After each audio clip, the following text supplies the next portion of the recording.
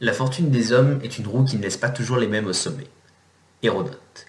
Bonjour à tous et bienvenue dans ce 11e épisode d'Electron Penseur.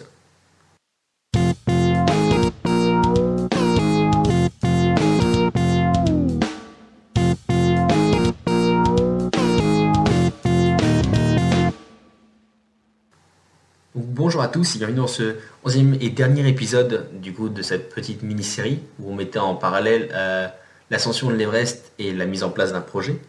Donc du coup, si vous n'avez pas écouté les épisodes d'avant, je vous conseille à le faire. Vous verrez, il y a un petit lien. Écoutez-les dans l'ordre, ce sera plus simple. Donc du coup, la dernière fois, on a analysé et après à profiter de la victoire, à parler de l'atteinte du sommet et de la réussite. Donc du coup, aujourd'hui, on va voir le dernier concept qui est la descente. Donc du coup, pour faire le parallèle, dans l'Everest, vous voyez bien ce que c'est la descente. Vous allez me dire, dans le projet, je vois pas vraiment. Et bien c'est simple, en fait, pour moi, par descente, j'entends deux éléments distincts. Donc c'est en un, la chute, et en deux, le détachement. Donc dans la chute, j'entends en fait que si jamais vous laissez votre projet être couvert de lierre et être couvert de poussière, du coup il va finir par disparaître de lui-même. C'est ce qu'on appelle notamment en biologie la loi de la réversibilité. C'est-à-dire on prend notamment ça dans tout ce qui est au niveau des cellules, qui dit qu'en gros, si une cellule elle a été sollicitée, elle finit par se changer, par s'améliorer, pour progresser. Mais si jamais on arrête de la stimuler, elle finit par retourner à son état initial. Donc voilà, c'est un peu ce concept-là que j'entends par chute, c'est si vous vous occupez pas de votre projet, il va finir par se résorber et revenir finalement du point de départ d'où il était parti. Et ensuite le deuxième élément, donc le détachement. Donc en fait, ça, on va dire, la dernière épreuve, peut-être une des plus cruelles. Donc en fait, une fois que vous avez réussi à créer votre projet tout seul, que c'est votre petit bébé, que vous l'avez le couvé jalousement jour et nuit, maintenant en fait vous allez devoir apprendre à former des gens pour le gérer efficacement à votre place, pour le faire quasiment aussi bien que vous, en fait tout simplement à déléguer. Parce que si jamais vous n'avez pas à vous en détacher, plus ou moins vous allez devenir esclave de votre projet et vous ne pourrez jamais en profiter. Donc du coup, c'est un peu le concept qu'on va aborder dans cet épisode.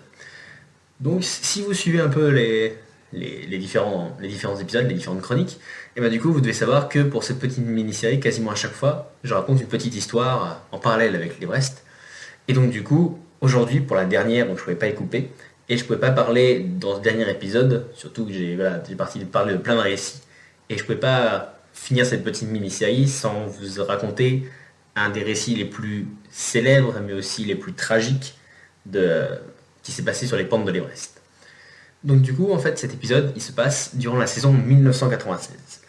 Il faut savoir qu'en 1996, il y a pas mal de monde sur les pentes de l'Everest.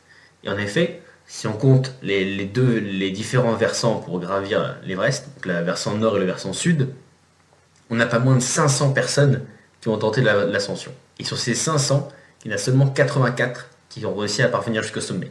Ça vous donne déjà un ratio du nombre de personnes qui essayent et du nombre de personnes qui réussissent. Donc du coup, parmi les différentes équipes qui tentent l'ascension, dans l'une d'elles se trouve un certain Rob Hall.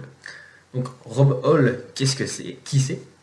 Rob Hall, tout simplement, c'est en fait, on va dire, l'inventeur des expéditions commerciales au niveau de l'Everest.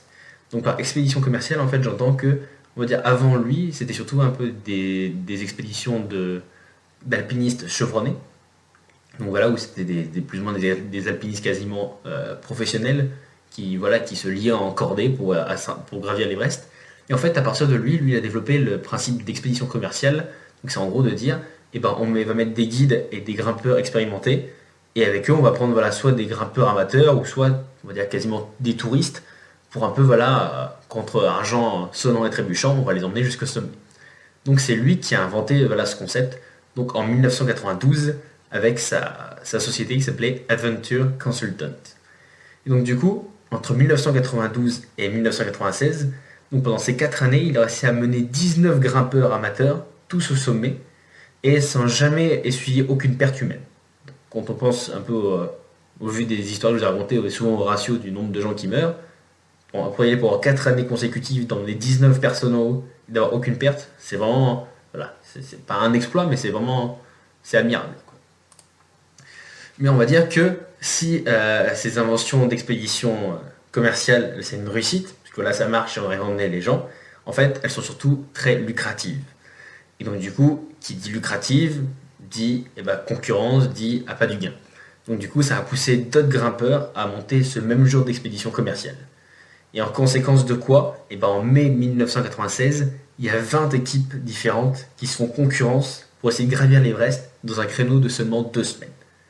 Donc vous vous doutez bien que voilà, en très peu de temps, il y aura beaucoup de monde sur l'Everest qui vont devoir emprunter des chemins souvent très étroits, parce qu'il y a des endroits où on n'a qu'une seule, une espèce de corde de vie. En fait, finalement, c'est juste une corde qui est reliée juste avec des pitons, donc avec des pics plantés dans la montagne elle-même, donc dans la roche. Et donc du coup, on va dire que plus ou moins, vous pouvez pas vraiment doubler. Parce qu'on ne va pas vraiment prendre le risque de tomber dans un gouffre de 800 mètres juste pour gagner 2 places. Donc chacun est à la queue leu, et donc du coup, si jamais il y en a un qui est un peu faible ou qui ralentit, du coup, ça freine tous ceux qui sont derrière. Donc déjà, dans une expédition, ça peut freiner, mais alors vous vous doutez, en plus, il y en a 20 qui se font concurrence, c'est l'enfer. Et du coup, le jour de l'ascension finale, donc qui est le 10 mai, donc surtout, enfin qui est le 10 mai pour la société d'Adventure Consultant, mais aussi pour beaucoup d'autres. Donc du coup, il y a plusieurs éléments qui vont se coordonner en plus ce jour-là. Donc les embouteillages déjà, parce que comme je vous ai dit, il y a beaucoup de monde qui arrive sur un endroit très restreint. Ensuite, il y a un désordre qui est dû aux expéditions, parce que du coup, vu qu'on emprunte plus ou moins tous le même chemin, il y en a qui mettent des échelles et puis finalement c'est pas les mêmes qu'ils empruntent. Il y en a qui doivent mettre des cordes, mais finalement ils les ont pas mis. Bref, il y a un désordre dû en fait à une espèce de mauvaise collaboration ou d'incompréhension entre les équipes. Et en plus de ça, on a aussi voilà, certains chefs d'équipe qui ont un peu un ego surdimensionné et qui en font qu'à leur tête et qui sont en mode sans foi ni loi, la montagne c'est la nature, genre il n'y a personne pour m'imposer des règles. Et donc du coup, tout ça, tout cet élément-là, ça fait que du coup, ça ralentit vachement les grimpeurs. Donc il faut savoir aussi un élément de plus, que vous savez si vous avez écouté les premiers épisodes, qu'en fait sur l'Everest, il y a une limite qui est fixée entre 13h et 14h. Donc qu'est-ce que c'est que cette limite? Et bien en fait, elle dit juste que à 13h ou 14h, donc là par exemple c'était à 14h ce jour-là, donc peu importe où vous soyez sur la montagne, à 14h il faut que vous descendiez. Si vous êtes au sommet, tant mieux. Si vous êtes sur la descente, c'est encore mieux. Et si vous êtes à 30 mètres ou à 200 mètres du sommet, c'est tout. C'est fini, c'est l'heure, il faut qu'on fasse demi-tour. C'est dur, mais c'est comme ça. Donc souvent, ces heures-là, elles sont calculées en fonction de la météo ou du vent ou ce genre de choses. Et donc du coup, en fait, le but de redescendre avant ça, c'est en fait d'éviter d'arriver trop tard sur le haut du sommet et de devoir redescendre après, on va dire, en pleine nuit. Parce que vous vous doutez bien que si c'est déjà dur, dans la zone de la mort quand même, hein, votre corps est en train de mourir littéralement. Si c'est déjà dur, physiquement d'arriver à survivre, le jour, vous doutez bien que la nuit, avec le vent, vous voyez pas où vous allez, il y a le vide de chaque côté. En plus, les températures, elles s'écroulent, elles peuvent descendre jusqu'à -30 ou -40 avec du vent, avec du bon blizzard, on imagine bien. Donc du coup, vous doutez bien que ça doit être l'enfer. Donc c'est même pour ça que, on va dire un peu comme votre projet, comme la montée elle est plus facile que la descente, et ben du coup, la rigueur, les grimpeurs ils préfèrent partir à minuit, 1h du matin, tôt le matin, pour voilà, au bout de 12 ou 13 heures de marche, finalement réussir jusqu'en haut du sommet, dire presque à temps, quoi. Donc vous doutez bien que si c'est dur, on s'arrange pour que la descente, on la fasse en plus avec la fatigue, voilà, le manque d'oxygène ou autre, on la fasse plus ou moins on va dire le plus tôt possible. Donc du coup, ce jour-là, à 14h, donc du coup, l'équipe de Rob, elle est en pleine descente sur le chemin de elle est sur le chemin de la descente, elle vient d'atteindre le sommet. Et donc du coup, là, à quelques centaines de mètres du sommet, Rob Hall, il va croiser un de ses clients, donc qui s'appelle Doug Hansen, et qui essaye de monter péniblement jusqu'au sommet. Donc du coup, celui-ci, au passage, donc il l'attrape et il le supplie de le laisser continuer, il le supplie de l'aider, de continuer à grimper. Et là, en fait, il y a plusieurs facteurs qui vont entrer en compte. Ce serait un peu, comment, on va dire cruel de ma part d'en désigner qu'un seul. Mais en gros, il y a plusieurs choses qui vont entrer en ligne de compte. Donc, je pense qu'il y a d'abord l'affection que Rob il a pour ce grimpeur. Donc, il faut savoir que ce grimpeur-là, en fait, il le connaissait parce qu'il était déjà venu l'année d'avant et il n'avait pas pu atteindre le sommet parce que justement, il y a un moment où il n'y avait plus d'oxygène. Il avait dû faire demi-tour. Et donc, du coup, pour pouvoir recommencer à gravir l'Everest cette année-là, donc du coup, il avait cumulé 3 jobs, dont celui de facteur et de menuisier. Il avait demandé de l'argent à l'école de son village. Donc du coup, voilà, pour essayer de se payer le billet. Et même avec ça, Rob, il a même descendu ses tarifs juste pour lui, pour qu'il puisse participer. Donc il a vraiment une forme d'affection pour lui. Ensuite, il ne faut pas oublier qu'on est dans la zone de la mort. Donc, dans la zone de la mort, pour vous rappeler, on manque d'oxygène, il fait froid, on est fatigué, on commence à avoir presque quasiment des hallucinations. Donc du coup, voilà, il faut se dire aussi qu'on n'est pas, même si on a de l'oxygène, on n'est pas forcément lucide. Ensuite, je pense que ça c'est un élément qui est très important qui rentre en ligne de compte, c'est surtout en fait la pression vis-à-vis des autres équipes commerciales. Donc comme je vous l'ai dit, en fait finalement Rob c'était le premier à avoir lancé. Et en fait, bah, finalement je trouve que ça rattache bien par rapport à votre projet, c'est que comme c'est le premier, bah, du coup c'est devenu le meilleur. Et du coup, il se sent un peu la pression. C'est un peu, on va dire, pas l'homme à abattre, mais c'est un peu le taulier, quoi. C'est un peu, c'était lui qui était le meilleur. Donc plus ou moins tous les autres, ils ont qu'une seule un peu idée, c'est d'arriver à prendre sa place, de devenir meilleur que lui. Donc, du coup, il a aussi cette pression vis-à-vis de toutes les autres équipes commerciales qui grimpent en même temps. On peut dire que c'est plus ou moins une espèce de concours à qui arrivera, même si c'est indirect, à qui arrivera à monter le plus de gens au sommet.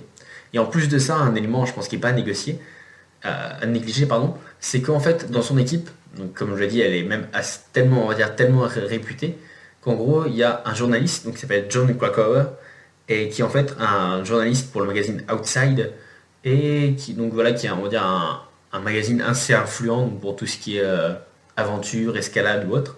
Donc il faut se dire qu'en plus de la pression de on va dire, toutes les autres équipes qui essayent un peu de tirer leur part du gâteau, et ben en plus ils sentent la critique de lui de se dire et ben si jamais genre ma saison elle est pas ouf, et ben du coup genre en plus je vais avoir la critique non seulement des autres, mais en plus je risque d'avoir la critique plus ou moins du monde entier parce que vu que c'est c'est comment vu que c'est des articles qui peuvent être lus dans le monde entier, voilà, vous doutez un peu de l'impact médiatique. Donc du coup, toutes ces raisons-là, je pense, en fait, elles l'ont poussé à repousser la limite qui s'était fixée, il avait lui-même fixé, donc qui était de 14 heures, et à remonter quand même les quelques 300 mètres qu'il séparait juste du sommet. Et enfin, tous les deux, péniblement, ils avaient fini par atteindre le sommet vers 16 heures. Et finalement, en fait, ce sommet qui leur paraissait si proche, qui était là à quelques centaines de mètres, et bien finalement, il leur sera fatal. Parce que ni Doug, ni Rob, ni Andy Harris, qui est un des guides de Rob et qui était venu le secourir quand justement il était resté coincé dans la montagne, et bien il n'y en a aucun des trois qui va redescendre de la montagne. Et on va dire que sur les seuls 10 et 11 mai 1996, il y a 8 personnes qui perdent la vie. Et c'est pour ça que du coup elle est considérée comme beaucoup de grimpeurs, comme une des pires tragédies de l'Everest, parce que ça fait un peu une lame de fond qui a emmené voilà, d'un coup beaucoup de personnes. Donc du coup, pour continuer un peu toujours sur la même lancée, il faut savoir que là, je vous ai raconté la plus célèbre, mais qu'en fait, il y a de très nombreuses histoires tragiques d'alpinistes qui meurent. Il faut savoir qu'il y en a quasiment 300 qui sont morts sur la montagne, et qu'en fait, sur ces 300, il y en a quasiment plus de 80% qui sont morts sur la descente. Ce qui est plus ou moins, on va dire, logique, enfin, ce qui peut s'expliquer par le fait que l'organisme il est fatigué, que le moral il est un peu à plat. Voilà, ouais, ça fait un peu quand même quelques heures que vous n'avez pas dormi ni mangé et que vous faites que marcher.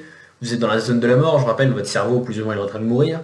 Et en plus, finalement, je pense que la vigilance elle se relâche un peu parce que vous avez pu vraiment un peu l'objectif viscéral qui vous pousse à atteindre le sommet. Là, c'est bon, vous l'avez atteint, donc du coup, c'est plus que voilà, vous déroulez quoi, comme on dirait. Et donc du coup, donc il y a la liste, elle pourrait être longue, donc de toutes les personnes qui ont disparu dans l'Everest. Donc par exemple, il y aurait Ainor Schmatz, Ray Jenny, Francis Asentiev, Marco Sifredi ou encore George Mallory. Et encore beaucoup d'autres personnes en fait. Cet épisode, j'ai décidé en fait de le dédier à eux, donc aux personnes que je viens de citer, et aux 293 autres personnes qui ont disparu dans l'Everest, à la conquête de l'Everest entre 1922 et 1918. Pour revenir juste un petit fun fact, une petite info du coup sur le dernier nom que je vous ai dit. Si vous suivez un peu l'Everest, peut-être que ça vous a marqué un peu. Donc c'est George Mallory. Donc il faut savoir que Mallory en fait c'est vraiment un pionnier dans l'histoire de l'alpinisme, notamment parce que c'est un des premiers à s'attaquer à l'Everest. Il est notamment connu parce qu'en 1924, c'est lui qui a tenté une ascension. Donc ils étaient deux avec son compatriote, donc justement pour essayer d'atteindre le sommet. Et finalement, on ne saura jamais s'ils ont réussi à atteindre le sommet puisqu'ils ne sont jamais redescendus. Et la seule chose en fait qui a posé le doute, c'est que des décennies plus tard, on a fini par retrouver le corps de Mallory. Et que en fait, ce qui a posé le doute, c'est que quand il est parti, il avait une photo de sa femme qu'il avait dans la doublure de son manteau et qu'il a dit je la poserai sur l'Everest quand je serai arrivé jusqu'en haut. Et finalement, quand on l'a retrouvé, il n'y avait pas la photo de sa femme. Sauf que faute de preuves, bah, du coup, on est incapable de dire s'il a vraiment réussi à arriver jusqu'au sommet, ou si non, il s'arrêtait avant, ou s'il est mort avant d'y arriver. À ce sujet, en fait, parce que les montagnards, ils s'accordent en fait généralement sur le fait que une ascension, elle est victorieuse seulement si vous arrivez à gravir le sommet et à en revenir. Pour mettre le parallèle avec votre projet, en gros, c'est est-ce que vous pourriez, vous réellement, vous considérer que vous avez réussi? Est-ce que vous pourriez vraiment avoir la reconnaissance de vos pairs si genre votre réussite était aussi brève et fulgurante qu'une étoile filante, quoi. Genre qui brille de mille feux, et d'un coup elle explose et elle disparaît dans une traînée de flammes et hop, il reste plus rien. Donc ça fait un peu très imagé. Mais voilà, c'est un peu le truc de se dire que bah, finalement pour eux, et ben justement l'ascension elle compte seulement si vous montez et vous redescendez. Et du coup, même vous, votre projet, peu importe ce que c'est, et ben justement ça marche, que on dire seulement si c'est durable, si c'est juste un truc épisodique, et ben vous n'avez pas, on va dire qu'on va pas se mentir, il y a forcément la reconnaissance un peu sociale, donc la reconnaissance des gens du milieu dans lequel vous êtes, et bah, du coup il y a aussi un peu votre propre victoire. Si par exemple votre but c'est de monter un meuble, que vous construisez un meuble à la sueur de votre front et tout ça, et que vous le fabriquez de A à Z, c'est vous qui coupez les planches et tout ça, et que votre meuble il dure genre 6 secondes, il s'écroule, et ben genre aux yeux des gens et même aux yeux de vous, et ben vous n'êtes pas un menuisier quoi, vous n'avez pas construit une étagère, vous avez construit un truc qui a tenu 2 secondes quoi. Alors qu'au contraire, vous pourriez avoir fait un truc un peu moins fou, mais bon, si le truc il reste là pendant 10 ans, et ben la gars, vous aurez plus de reconnaissance et même vous, vous serez plus fier parce que pendant 10 ans, quand vous allez passer tout le monde, dire ouais, c'est moi qui l'ai fait. Donc voilà, pour vous montrer un peu le concept de ce que j'entendais par là. Donc, l'ennui aussi, je pense que ce qui est. Donc là, pour refaire un parallèle avec l'Everest, je pense que l'ennui avec le sommet, et donc du coup qui est aussi applicable avec la réussite par rapport à votre projet, c'est qu'en fait, on n'est pas tous égaux. Donc je m'explique, et même pour imaginer ça, je vais vous raconter encore deux petites histoires au niveau de l'Everest. Décidément, c'est un festival aujourd'hui. Donc du coup, il faut savoir que, comme je vous l'ai dit, donc vous avez une heure butoir quand vous montez l'Everest. En plus c'est dur, en plus il fait froid. Vraiment, la plupart, quand on voit ça sur les films ou dans les reportages, ça a l'air un peu fun. On se dit ah ouais, il sue un peu celle-là, mais si on regarde un peu plus profond, vraiment les gens qui arrivent en haut, ils sont quasiment à l'article de la mort, quoi. Ils poussent vraiment dans leur réserve. C'est vraiment une espèce de lutte incessante pour vraiment vivre, pour survivre. Donc du coup, il faut savoir que même quand vous allez au sommet, ben, finalement, la plupart des gens, ils passent que quelques minutes en haut et finalement, ils décident de redescendre. Mais ça, c'est ce que les gens font en général. Mais pas Baka, Kuma, Reya. Désolé pour le nom, mais décidément. Donc, qui lui, par contre, a décidé d'en profiter. Donc, il est aussi connu sous le nom de Maître suprême Godangel, rien que ça. Donc, de la secte du chemin céleste. Donc, voilà, ça montre déjà un peu le personnage. Mais, quand même, la chose qu'on ne peut pas lui refuser, c'est qu'il a réussi à passer 32 heures au sommet en 2011, dont 27 heures en méditation et 11 heures sans oxygène artificiel. Donc, on va dire, juste un peu par la force de sa pensée, ou un peu plus loin, son organisme, il aurait dû mourir, quoi. C'est un peu, on va dire, un peu une force de la nature, ou c'est un peu une exception. Donc vous vous rendez compte qu'il a réussi à passer 32 heures. Et en contrepartie, vous avez Shiria Sarah Corfin, donc, qui est une alpiniste, et donc du coup, qui elle a atteint le sommet, et elle est restée juste 25 petites minutes pour célébrer son accomplissement parce qu'elle n'en pouvait vraiment plus. Et sauf que du coup, elle a manqué d'oxygène dans la descente et elle est morte d'épuisement et du coup son corps, il est encore là, juste à 300 mètres, juste sous le sommet du mont Everest. Donc c'est pour vous dire que vous avez bien vu que genre il y a pas de norme quoi, c'est-à-dire que vous pouvez y arriver, rester juste quelques minutes et par la force de descendre, ou alors vous pouvez monter, rester plus ou moins autant de temps que vous voulez, et puis finalement redescendre, pas comme si de rien n'était, mais réussir à redescendre. Donc autrement dit, par rapport à votre projet, en fait, je pense que on va dire qu'il y a certains projets, une fois que vous les aurez réussi, ils pourront tourner tout seuls, sans effort. Et il y en a d'autres où genre le moindre petit relâchement, ça pourrait être fatal. Voilà, c'est ça que je voulais imaginer avec les deux petites histoires. Donc, pour vous donner un exemple, c'est la même chose que la différence entre construire un mur et faire un régime. Si vous construisez un mur, imaginons que les deux vous prennent le même temps, des mois par exemple.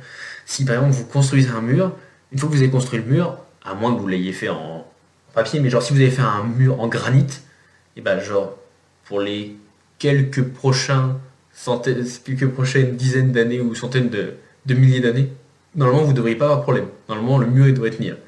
En contrepartie, si vous faites un régime, que voilà, vous êtes forcé de ça pour avoir un peu genre le corps de vos rêves, et ben genre il suffira genre pendant 3 semaines, vous faites un relâchement, vous mangez du Nutella et vous mangez McDo tous les midis, et poum, votre régime il est envolé. Donc là voilà, c'est pour vous montrer que bah, du coup, tous les projets en fait ils se valent pas, ils sont pas tous pérennes sur la durée. Il y en a qui on a besoin tout le temps de les entretenir, par exemple votre régime, et il y en a où une fois qu'ils sont construits, pour les détruire, vous voyez, voilà, votre mur en granit, faut y aller, à part si vraiment vous mettez de l'explosif horrible, là, il faudrait quasiment que ce soit volontaire de votre part pour que vous commenciez à le dégrader, quoi. Donc du coup, comme je l'avais énoncé au tout début de l'épisode, donc du coup, donc aujourd'hui on va travailler sur la descente, et donc du coup dans la descente j'entendais 2 points, donc qui étaient la chute et le détachement. Donc là on va rentrer un peu plus en profondeur. Donc pour moi en fait je pense que la chute c'est le pire des fléaux pour votre projet. Ça veut dire que sans un entretien qui soit au moins régulier, et bah, le niveau de votre projet il va descendre et descendre et descendre et descendre jusqu'à arriver à son niveau de base. Exactement, pour vous mettre une image, exactement comme l'eau, elle coule jusqu'au niveau le plus bas, ou elle coule pour être toujours à niveau. Voilà, s'il y a un endroit qui est plus haut que l'autre, hop, ça fait une cascade pour essayer de s'équilibrer. Donc du coup, pour mettre un peu d'autres images sur ce, sur ce concept, donc du coup, il faut savoir par exemple notamment en biologie ou notamment par exemple dans les activités physiques, c'est ce qu'on appelle le principe d'homéostasie. Donc du coup, c'est la capacité pour votre corps à essayer de revenir toujours à son état de base, à l'état où il est bien. Donc on va dire que ça, le principe d'homéostasie, vous pouvez le demander à tous les gens qui sont bodybuilders ou qui font de la musculation, voilà, un peu niveau sérieux. En fait, c'est vraiment leur pire ennemi. Parce que du coup, il faut savoir que le plus ou moins, ils deviennent musclés parce que leur corps, il se développe pour faire face à des charges qui sont de plus en plus importantes. Donc c'est exactement le même principe que la cellule au début. C'est-à-dire c'est le même principe que la cellule au début. Bah, du coup, à chaque fois qu'elle est sollicitée, et bah, du coup, il y a même ce qu'on appelle une surcompensation. C'est-à-dire que du coup, comme elles se sont un peu agressées, et bah, elle construit d'autres défenses pour se dire, et bah, la prochaine fois, je serai plus armé. Donc du coup, c'est ce qui fait voilà, que vos muscles grossissent. Et donc du coup, c'est pour ça que plus vous continuez à monter la charge, plus du coup, en théorie, vos muscles grossissent, parce que du coup, plus votre corps se prépare à se dire, c'est un peu comme une agression pour lui, il se dit, bah du coup, je serai prêt pour la prochaine vague, quoi. Et donc du coup, la seule chose, c'est que si d'un coup, vous arrêtez de lui faire subir ces différentes charges, et bah du coup, pour lui, c'est pas naturel de devoir entretenir toutes ces... Là, je prends vraiment l'exemple de la musculation parce que c'est parlant, de devoir entretenir toute cette masse musculaire. S'il a plus de danger pour lui, c'est inutile. Votre cerveau, c'est pas la moitié d'un con, et donc du coup, il va pas dépenser plein d'énergie à entretenir quelque chose qui sert à rien. C'est exactement la même chose que, voilà, si vous aviez construit des murs parce que vous avez des ennemis tout le temps et tout ça, si un jour vous avez plus d'ennemis, bah, plus ou moins vos murs ils peuvent tomber en ruine, limite. C'est ce qu'on voit d'ailleurs dans pas mal de villes ou autres où on vous dit ah bah voilà, ici il y avait un mur, mais bon, le mur maintenant il a été pris pour construire des églises ou autre. C'est parce que c'est bien la preuve. C'est-à-dire qu'il y a un moment on s'est dit, et bah finalement le château il ne sert plus à rien parce qu'on n'a plus d'ennemis, et bah du coup on démonte le château parce que nous on a besoin des pierres. Bah là c'est exactement la même chose pour votre corps et c'est exactement la même chose pour votre projet. C'est que si vous vous entretenez pas, bah, plus ou moins le projet il a tendance à redescendre à son niveau de base. Et donc du coup, je pense que si vous laissez votre projet s'effriter, voilà, petit à petit, et ben, tôt ou tard, tous vos efforts ils auront été vains. C'est-à-dire que tôt ou tard, finalement, on n'aura pas vraiment vu la différence entre ce que vous aviez fait et le niveau d'où vous êtes parti. Après, je pense que voilà, tout ça, ça dépend aussi de votre objectif de base et de votre type de projet. Donc si votre projet de base, c'était par exemple de peindre un magnifique tableau ou d'avoir 1 million d'euros, c'était ça vraiment votre objectif, alors bah du coup, après, si vraiment vous n'avez pas d'objectif un peu plus loin, et après vous n'avez plus grand chose à faire, à part juste prendre la toile et la mettre dans un endroit où elle ne craint pas l'humidité, ou vous assurer que votre or il est bien au fond, bien caché au fond d'un coffre, quoi. Mais on va dire que si, par exemple, votre but il est un peu plus à long terme, qui est un peu plus de devenir artiste ou de devenir riche, bah du coup, s'asseoir sur une seule réalisation, juste sur votre toile ou juste sur votre petit 1 million d'euros, et bah du coup, ce sera qu'un petit pourcentage finalement de la réussite totale. Ce sera une victoire, je suis d'accord avec vous, mais voilà, il faudra essayer de regarder, d'entretenir déjà ça. Vous ne pouvez pas devenir un artiste si toutes vos toiles elles pourrissent ou elles brûlent au fur et à mesure où vous les faites. Vous ne pouvez pas devenir riche si vous dépensez plus ou moins, si vous perdez tout l'argent que vous avez accumulé. Donc du coup voilà, c'est ça, c'est de dire si après vous voulez continuer à progresser, et bien il faut maintenir déjà ce petit niveau-là. Donc du coup, ça dépendait de votre projet de base. Et ensuite, comme je vous dis, ça peut dépendre aussi de votre type de projet. Donc on va dire que, mis à part les projets qui sont vraiment à court terme ou ceux qui ont un objectif très précis, donc voilà, voilà, pour dire, si vraiment c'était votre but, c'était je veux vraiment avoir juste 1 million d'euros juste pour me prouver que je peux le faire, mais j'en ai pas besoin du tout. C'est juste je me prouve que je peux le faire. Et une fois que je l'ai, et ben c'est tout, je reviens à ma petite vie qui était avant, comme d'habitude, et j'en ai pas besoin. Voilà, si c'était vraiment ça votre projet, il n'y a pas de souci, mais donc du coup, ça rentre pas en ligne de compte. Mais si votre projet, voilà, c'était ni un objectif qui est à court terme, ni un objectif très précis, bah du coup, ils auront forcément besoin d'entretien. Mais on va dire que l'entretien, pour reprendre ce que j'ai dit tout à l'heure avec le mur et avec votre régime, en fait, l'entretien du projet, il est variable en fonction du type de projet lui-même. Donc du coup, voilà, c'est pour vous dire que finalement, souvenez-vous que vraiment que le seul moyen de pouvoir lutter contre la chute d'un projet, c'est l'entretien. C'est vraiment L'entretien, c'est vraiment ce qui distingue le jardin en friche de votre vieille tante qui s'occupe pas du tout, qui a des arbres qui poussent partout, du château de Versailles.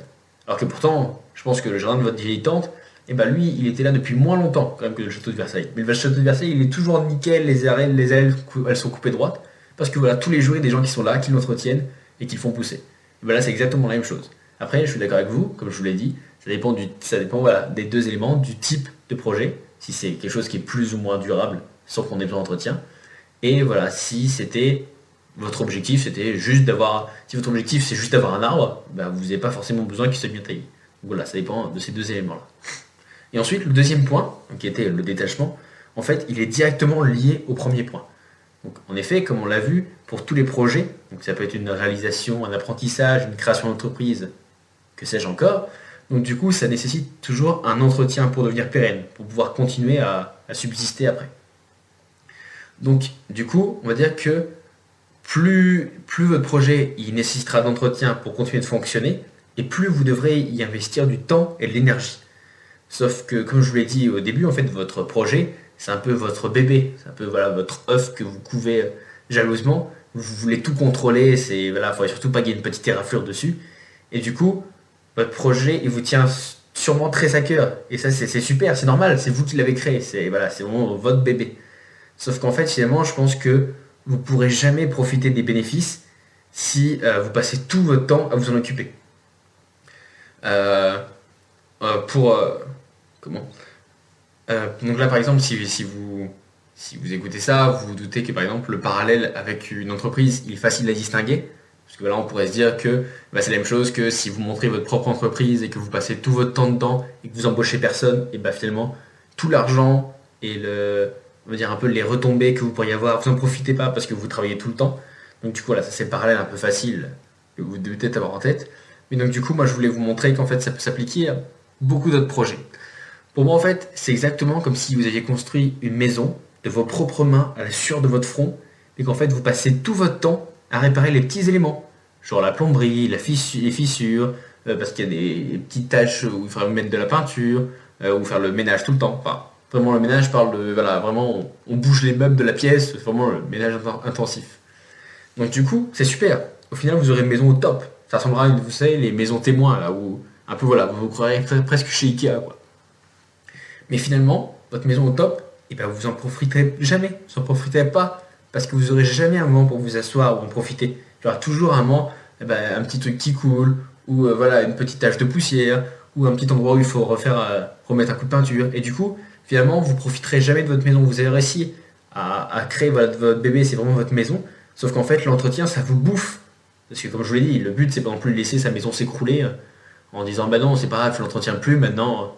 Et puis c'est tout, j'ai construit ma maison, puis le jour où le toit il tombe, et bah c'est pas grave, je mettrai une bâche sur ma tête le jour où il pleut quoi. Donc non, je dis pas ça, mais je dis juste que du coup c'est normal qu'il y ait un moment où ça risque de devenir maladif ou autre, et que à ce moment-là bah voilà, il faut essayer de regarder pour déléguer, d'essayer de regarder pour former en dessous.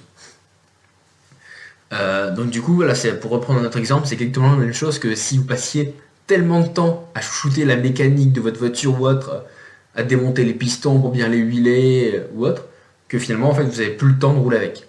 Votre voiture elle passe son temps au garage et puis finalement vous n'avez pas le temps de la rouler avec. Donc vraiment on va dire de profiter de faire ce pourquoi elle est faite, juste parce que voilà vous passez trop de temps à vraiment vouloir que l'entretien il soit parfait. Donc après, je suis d'accord avec vous, l'intention elle est louable, je dis pas le contraire, mais en fait, je pense elle va vraiment, au bout d'un certain moment, elle va à l'encontre de pourquoi vous avez créé ce projet. Pour ce projet-là, à la base, si vous l'avez fait, il y a forcément un peu on va dire une valeur un peu égoïste. Vous l'avez fait forcément pour vous. Il y a quelque chose, voilà, ça doit vous impacter directement. Sinon, vous n'auriez pas eu la motivation et la détermination de réussir. Donc du coup, la maison que vous avez créée, ou la voiture que vous avez achetée, ou plus ou moins que vous avez fabriquée, même si vous voulez, et ben, ou l'entreprise que vous avez montée, le but, c'est de vivre dans la maison, ou de rouler avec la voiture, ou de vivre de l'entreprise. Le but, c'est pas de passer son temps à nettoyer sa maison, ou de passer son temps à réparer la mécanique de sa voiture, ou de passer son temps à courir partout, et à faire la compta, etc. dans votre entreprise. Il faut vraiment, en fait, pour moi, je pense que il faut que vous ayez le temps de pouvoir profiter de ce pourquoi, finalement, vous avez fait votre projet. Donc, pour illustrer ça, il y a un auteur de best-seller qui s'appelle Olivier Roland, donc, qui a écrit un livre, donc tout le monde n'a pas eu la chance de rater ses études. Je sais, le nom est vachement provocateur. Donc du coup, qui a montré ça en fait d'une manière très imagée. Donc lui, il parle surtout entrepreneuriat ou autre, mais je trouvais que juste cette petite image-là pouvait être intéressante. Donc en fait, il distingue finalement un homme orchestre d'un chef d'orchestre. Donc pour vous montrer, en fait, finalement, les deux, ils savent jouer de tous les instruments. Mais la différence, c'est qu'il y en a un qui s'arrête jamais, qui est toujours en train de bouger un bras, un coude, les genoux et tout ça, qui est toujours en train de bouger quelque chose pour produire le son. Alors que l'autre, il produit exactement le même résultat, mais il agite juste sa baguette. Voilà. Donc, je sais pas si vous voyez vraiment, en fait, c'est ça, on dirait que je suis d'accord avec vous, pourtant, c'est une des parties les plus difficiles, dans le sens où c'est très dur, on va dire, d'abandonner ce qu'on a créé, parce qu'on a vraiment l'impression qu'on abandonne, qu'on passe le flambeau, c'est un peu, voilà, on a tous eu, soit vu des films, ou soit on a eu des proches ou autres, où c'est le père qui a créé ce petite entreprise, qui lègue le flambeau à son fils, et finalement il le lègue pas vraiment, il est toujours sur son dos, parce que, ah oui, mais ça va pas, puis ça va pas, puis il faudrait faire comme ça. Alors du coup, voilà, je comprends que ce soit vraiment dur, mais on va dire que si l'entretien, et j'insiste bien sur le si, c'est pas une obligation, de votre projet, et elle nécessite beaucoup d'énergie et de temps, et bah, du coup, pour moi, apprendre à déléguer, et bah, c'est le meilleur moyen de la rendre pérenne et prospère. Parce que même à un moment, vous vous rendrez compte que même si c'est votre petit bébé, et ben à un moment, vous en serez nocif, parce que vous n'aurez pas de regard extérieur, vous serez trop un peu dans ce qu'on appelle ce qu'on appelle aussi la loi du militant. C'est un peu, voilà, vous êtes trop dans votre idéologie, genre c'est comme ça doit marcher comme ça, que finalement vous êtes un peu déconnecté de ce qui peut se passer vraiment, des éléments extérieurs qu'il peut y avoir, ou de regarder que finalement votre projet vous l'emmenez droit dans le mur, quoi. Voilà, c'est un peu ça. Donc du coup, apprendre à déléguer, ça veut dire en fait apprendre à former des gens qui font la tâche aussi bien que vous, peut-être même mieux que vous. Et en fait, c'est en fait d'apprendre qu'une fois que ces personnes elles auront acquis les compétences requises, bah du coup, vous pourrez genre faire plus que de la gestion, puis après genre plus que de la vision un peu de loin, et après de plus en plus vous essayez de vous détacher pour, on va dire plus ou moins, après plus voilà, que vous n'ayez pas qu'à signer des papiers, mais que voilà, ce soit plus que de la gestion de loin, quoi. Limite que vous en détachez complètement. Si par exemple vous avez monté une entreprise et que vous voulez la lâcher, ou si par exemple vous avez créé une maison pour vos enfants, et ben du coup le but c'est quand même que vos enfants ils puissent vivre dedans, pas que vous soyez tout le temps là en train de réparer la plomberie, en train de gommer la moindre petite tache sur le mur. Voilà, c'est après apprendre à profiter. Je pense que les deux éléments qui aujourd'hui en fait c'est vraiment apprendre à profiter de votre petit, enfin apprendre à profiter de votre victoire, quoi. Vous souvenir pourquoi est-ce que vous avez fait ça. Et après, du coup, voilà, c'est vraiment de dire, il faut que vous l'entreteniez, donc votre réussite. Mais en même temps, il ne faut pas que ce soit chronophage, quoi. Il ne faut pas vraiment que ça vous tire vers le bas, que vous vous sentiez vraiment. Même des fois, c'est un peu cruel parce que vous ne vous sentez pas en fait. Limite, on s'en rend compte quasiment quand il est trop tard. Mais que voilà, c'est vraiment, ça vous prend tout votre temps et toute votre énergie. Et que du coup, vous en profitez pas alors que pourtant vous avez réussi. Voilà, je pense que c'est ça le pire. Bon, bah voilà, c'était la fin de ce dernier petit épisode sur la mini-série. Donc, comme toujours, je vous fais un petit call to action, donc une petite application concrète de tout ce que je viens de raconter. Donc, du coup, la question qu'on se pose aujourd'hui, par rapport au contexte, c'est en gros, on est au sommet, mais genre voilà, comment rester au sommet. Et donc, du coup, par rapport à ça, il y a une technique japonaise, qui je pense qu'il pourrait y faire face, qui s'appelle le Kaizen.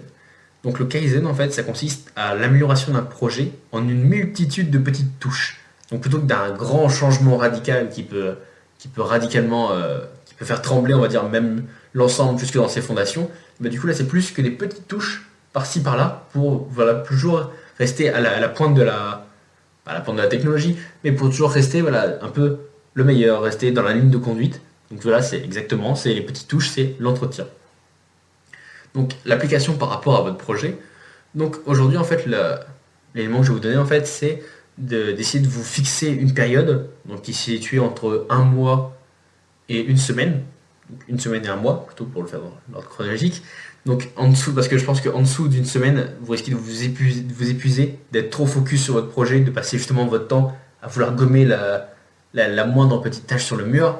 Et au-dessus, je pense que du coup, vous pourriez laisser certaines fissures, on va dire, commencer à s'agrandir irrémédiablement. Donc du coup, voilà, je pense qu'entre une semaine et un mois. Et à la fin de chaque période, donc au niveau de chaque date butoir, donc vous devez entreprendre ou avoir entrepris au moins une action pour avoir amélioré votre projet. Donc j'insiste, vous devez en avoir fait une pendant votre période, donc on va dire à la fin de votre date butoir, soit vous faites à ce moment-là un espèce de compte rendu, une espèce de vérif à cette date-là, ou pendant la période, vous devez avoir fait quelque chose. Donc j'insiste bien sur une, bon, en vrai, voilà, vraiment, s'il y a des cas de force majeure, je dis pas de laisser votre projet s'écrouler, si le toit tombe et que vous venez de changer la prise, vous dites pas, ah bah non, c'est bon, j'ai déjà changé un élément, je verrai le mois prochain. Non, faut pas non plus être stupide, j'ai pas dit ça, c'est juste dit voilà, si votre projet il marche, et bah du coup, vous devez vous faire violence pour essayer d'appliquer le Kaizen, donc mettre une petite touche sur au moins un élément, et du coup, voilà, que vous arriviez toujours, pas plus, parce que sinon, après, si vous en mettez plus que un dans votre petite période, ou alors si vous êtes un peu, on va dire, maniaque, mettez-vous une période un peu plus courte, donc je pense qu'une semaine c'est bien, et donc du coup, voilà, vous vous tenez à un élément par semaine, et pas plus, parce que si vous faites plus, et bien vous allez vraiment passer, vous vivrez plus dans votre projet, parce que vous serez votre projet, quoi, et vous ferez corps avec lui, et vous passerez votre temps exactement dedans, sans vraiment en profiter. Donc du coup, dans ce petit laps de temps, vous devez vraiment en fait avoir on va dire, soit un ajout de connaissances, ou soit une modification du projet lui-même. Donc ça peut être, par exemple, pour reprendre l'exemple de votre maison, ça peut être soit une modification du projet, donc par exemple que vous décidiez qu'à cet endroit-là vous allez mettre une fenêtre, par exemple, à la place du mur, donc casser le mur pour mettre une fenêtre, ou après ça peut être genre juste une connaissance. C'est juste que, et bah, par exemple, vous avez construit votre maison, vous avez construit votre charpente, et bah du coup, là pendant votre semaine, et bah vous apprenez des nouvelles techniques de charpenterie scandinave. Je sais, je dis n'importe quoi, mais c'est un peu l'image. Voilà, vous lisez des trucs complètement qui sont quand même dans votre élément, mais qui peut être genre complètement large, beaucoup plus large, un peu pour ouvrir votre vision de l'élément. Et donc du coup, en fait, ça vous permettra que, et ben, je veux dire, le jour où je change ma charpente, et ben tiens, je sais ça, et ben peut-être que je la referai pas pareil.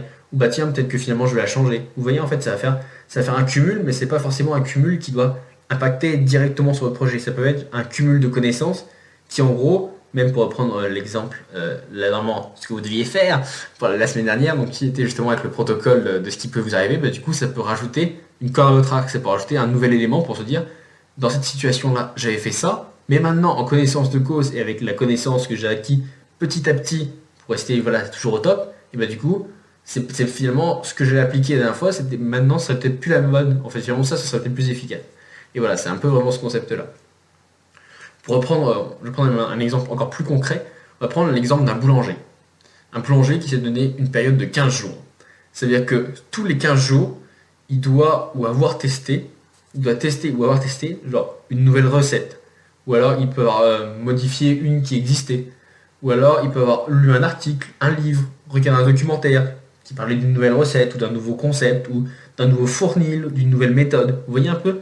Je dis pas forcément que il doit radicalement, voilà, c'est vraiment le truc du Kaizen, c'est pas genre, il doit pas arriver à la masse, défoncer son fournil et puis se dire bon, maintenant il faut que je reconstruise tout, qu'est-ce que je vais faire?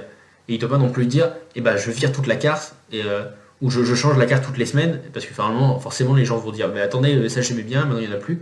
Voilà, c'est plus en mode petite touche, en mode bah tiens ça marche pas trop, et bah je sais pas si j'ai rajouté des amandes ou si j'ai rajouté des raisins, est-ce que les gens aimeraient plus? Ah tiens ils aiment moins, ou tiens ils aiment plus, bon bah ok si je faisais ça avec ça. Ou alors même si je change rien, mais de se dire bah tiens j'ai appris ça, et une nouvelle, et par exemple la baguette, et bah je sais pas, je la fais avec parce que j'ai vu que les Scandinaves, oui, parce que apparemment, je sais pas pourquoi j'ai une inspiration scandinave, et ben justement les Scandinaves ils font voilà, des baguettes avec du miel, alors du coup dans une technique spéciale, si j'essayais de faire exactement le produit mais avec pas la même technique, qu'est-ce que les gens en penseraient? Voilà, c'est un peu, voilà, vous voyez un peu le concept, c'est vraiment de se dire, je lui demande pas de laisser son four tourner tout seul, je lui demande pas de mettre un grand coup de masse dans son four pour tout changer, je lui demande pas de changer sa carte toutes les semaines, je lui dis juste que voilà, un petit élément par-ci par-là, et des fois je lui dis ça peut être même peut-être pendant 6 mois, il va rien changer de tout son étal, mais la seule chose qui va changer c'est que du coup, tous les 15 jours, et bah du coup il aura appris un nouveau truc, après un nouveau concept, après une nouvelle recette. Et donc du coup c'est là que le jour où voilà, ça commencera à descendre, ou que les gens lui diraient moi tiens, on aimerait bien ça ou autre, et bah c'est pas grave parce que voilà, dans son catalogue de connaissances, et ben il aura des éléments comme ça. Donc du coup en fait je pense que le Kaizen c'est vraiment la meilleure façon en fait d'ouvrir votre champ de possibilités tout en gardant un œil sur l'actualité qu'il y a autour et dans votre projet, et donc du coup pour permettre en fait à votre projet de rester vraiment au top. Euh, donc du coup j'aimerais aussi finir sur une petite citation donc de Gary V, donc Gary Vaynerchuk qui est un investisseur américain, qui a une citation que j'aime beaucoup qui dit en gros pour réussir il faut soit être le premier soit être le meilleur. C'est-à-dire que comme ça veut bien dire ce que ça veut dire, c'est surtout si votre projet c'est vraiment votre but c'est vraiment de l'emmener au sommet, et ben c'est de se dire que si vous le laissez stagner ou autre, il va redescendre par la fameuse loi de réversibilité, il va finir par redescendre à son point de niveau, à son point de départ, et donc du coup, vous n'aurez fait aucun effort. Alors que voilà, le but c'est d'essayer de vraiment toujours, si vous êtes un pionnier, si vous êtes le premier, même si vous êtes dépassé, vous resterez le premier. Si on prend Edmund Hillary, même s'il y a d'autres personnes qui ont monté plus vite, ou sans oxygène, ou sans aide, ou en solitaire, et ben c'est pas grave, parce que eux, les autres aussi ont laissé leur trace. Mais lui, il a laissé encore plus sa trace parce qu'il était le premier. Et à la rigueur, les autres ont laissé leur trace parce qu'ils étaient les meilleurs. Donc, du coup, voilà, c'est de se dire que si dans votre projet, surtout si, on va pas se mentir, si vous voulez une reconnaissance par rapport à vos amis ou autre, ou votre milieu, si vous êtes le premier, bah c'est super, parce que du coup, voilà, vous êtes le premier à percer. Mais si vous n'êtes pas le premier, ce qui est fort probable dans le monde d'aujourd'hui, sauf si vous voulez sur Mars, c'est encore maintenant, pas de bol, Elon Musk aussi était le premier à y penser. Et donc du coup maintenant, c'est d'être le meilleur. C'est-à-dire que maintenant, lui il y a pensé, et bah, si vous arrivez à aller jusque là-haut, et bah, c'est votre nom qu'on retiendra. C'est exactement la même chose. Et donc du coup, pour rester au meilleur, et bah du coup, une fois que vous êtes arrivé au sommet, et bah, continuez à faire des petites touches, des petits éléments de perfectionnement, sans tout changer, sans être tout le temps dessus, mais juste des petits, par-ci par-là, à rythme régulier pour rester à maintenir toujours au top. Parce qu'en fait, maintenant vous avez atteint le sommet, c'est super, et maintenant en fait, tâchez d'y rester le plus longtemps possible. Et que le seul jour où vous allez descendre, c'est que ce soit uniquement par la seule force de votre volonté. Voilà. Bah, du coup, c'est tout pour moi pour aujourd'hui. Donc là, on se retrouve la semaine prochaine, donc sur un épisode complètement différent, sur un autre concept. Si vous avez des idées, à la rigueur, je vous en prie, je vous invite sur la page Facebook Electron Penseur. Donc vous tapez juste Electron Penseur, vous êtes tombé dessus. Et je vous invite à envoyer un message. Si vous avez des idées ou autre sur la page Facebook, il n'y a pas de souci.